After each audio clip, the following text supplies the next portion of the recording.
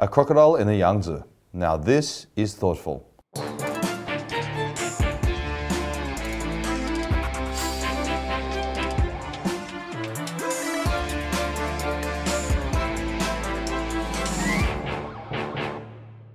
Hello, I'm Clement Sang in Shanghai. China's e-commerce giant Alibaba's group holding is one of the most talked about companies in the news today, following the announcement in March that it plans to hold an IPO in the US later this year. News sites like the Financial Times say it could be the biggest US-listed initial public offering ever. With us today is Porter Erisman, a former VP at the company from 2000 to 2008, and he recently made a documentary about his time at the company called A Crocodile in the Yangtze. Porter, thanks for joining us today.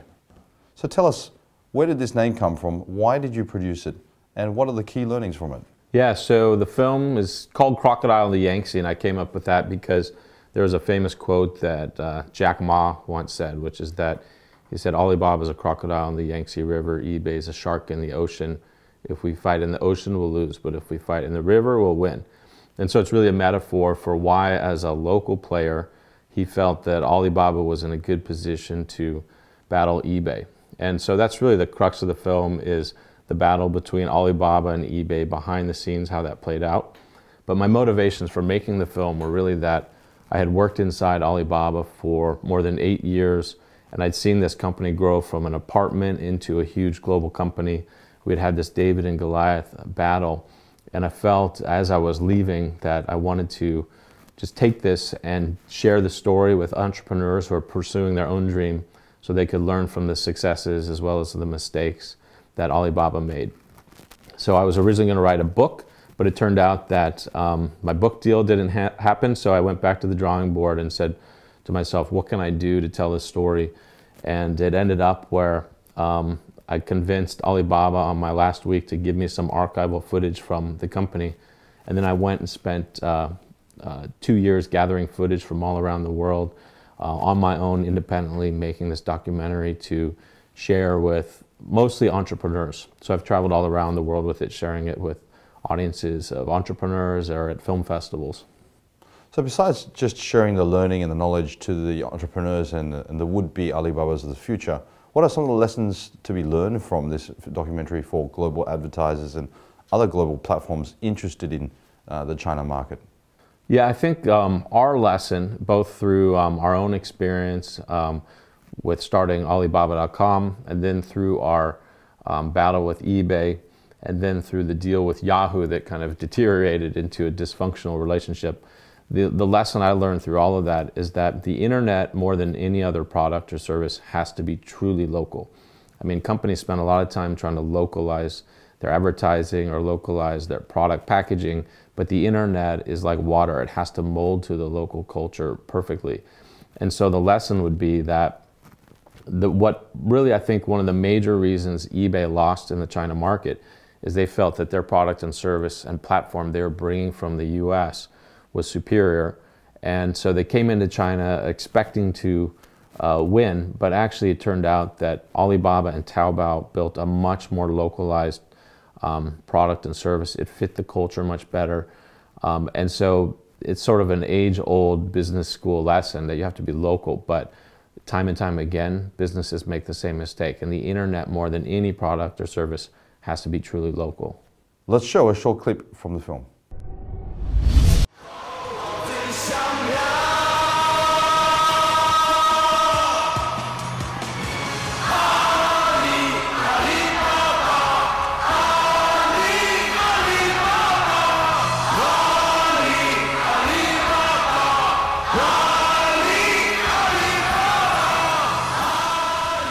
It was an amazing feeling to look around Yellow Dragon Stadium and see that our team had grown to fill 16,000 seats. It was hard to believe that this was the same Chinese internet company I joined 10 years earlier, just as it moved out of a small apartment. And leading us through our improbable journey was this former English teacher, Jack Ma. In 1999, he and 17 friends had started Alibaba.com in his apartment. I greeted Jack as he walked in. I had worked as a vice president in his company for nearly 10 years, as our team survived the internet bubble, fought a war with eBay, and managed to build China's first global internet company. I settled into my seat and wondered, how would Jack address us on this important night? And then, just like any other billionaire in the same situation, Jack took the stage.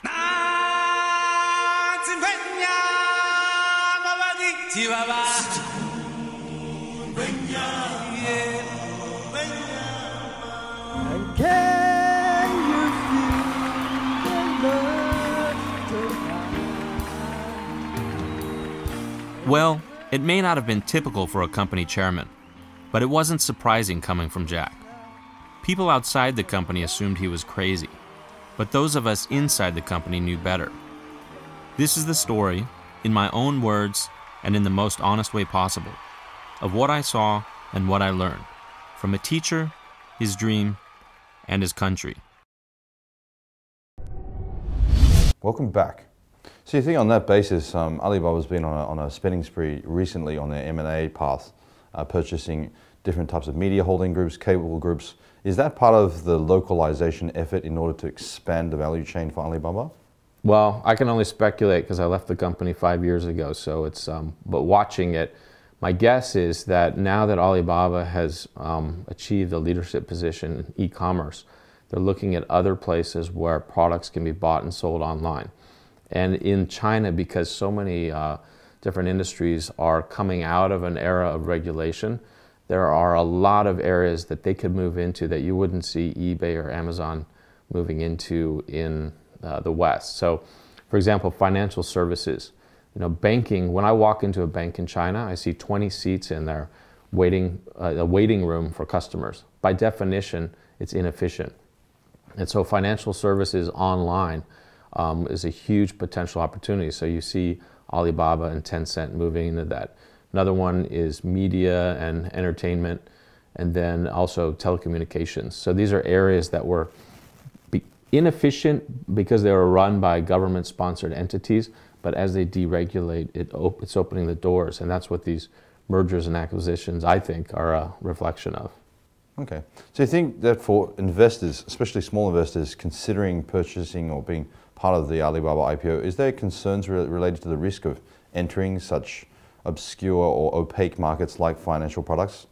Or do you think that the Alibaba model, representing free market models, is able to address and change these inefficiencies? Well, I think if you don't like risk and you can't stand risk, then you shouldn't be in China at all. I mean, Alibaba has a long history of taking risks and challenging really different areas of the government. Even e-commerce, when it was started in China, as you can see in the documentary, Jack Ma has spent a lot of time knocking on the doors of government leaders and trying to kind of get their acceptance, and a lot of times is turned away. And so my thing, I'm a skier, and I was taught if you don't fall down while you're skiing, you're not trying hard enough. And I think in China, if you're not bumping into the government, you're not innovating enough, you're not trying hard enough. But you know, people, investors in the West, whether it's Alibaba, Tencent, any entrepreneurs who are innovating on a broad scale in China, it's going to be risky. There's going to be political risk, but huge opportunity. And so it's going to be a bumpy road for investors, no matter what company they're investing in with the internet in China. But in the case of Alibaba, Tencent, I think the opportunities make the risks justified. How about bumping into competitors? I mean, the future barrier to entry could be Tencent. What do you think of the future for Alibaba versus Tencent? So Alibaba, if I could say their strengths, I mean, they're coming from a core of e-commerce. And you know, with their business-to-business sites, and then with their payment system, and then with the consumer sites, Tmall, Taobao. So in e-commerce, they have it's their market to lose. Tencent is coming in more from a community, consumer angle. They're sort of one secret weapon. It's not so secret because everyone's using it, but WeChat is really taking off, and it's building a huge base for them in mobile. And so I think on the one hand, yes, they're going to be clashing. They're two really sort of formidable companies led by very innovative entrepreneurial leaders. So they're going to keep competing head to head. But I think in the case of China, and this isn't just sort of a platitude, I mean, it's true. The market is so big that they can invent new markets and leapfrog industries that didn't sort of develop in the traditional way and push into these deregulating markets. So their interests are actually more aligned. So I would look at Alibaba and Tencent. Their opportunity and their risks are more closely tied to what the government deregulates and allows, as opposed to how they face each other head to head. Let's take a break, and when we come back, we'll hear from Porter Erisman about Alibaba.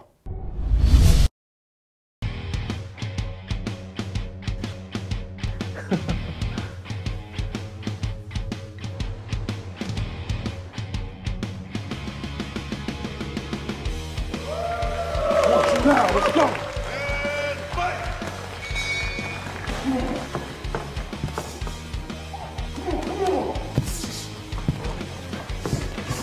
More.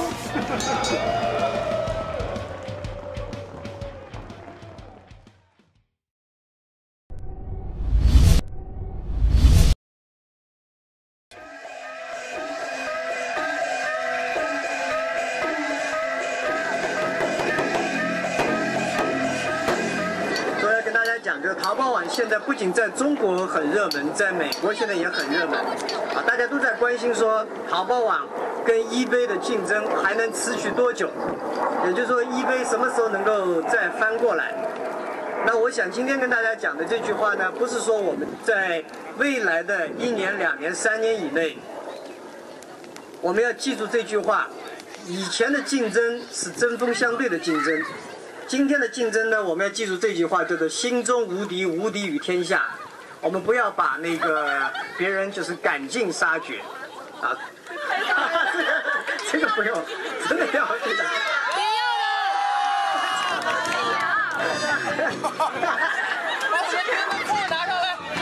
我最为淘宝网感到骄傲的是，我们不仅能够这个自己做好，而且能够为天下几百万、几千万的人能够创造那个就业机会。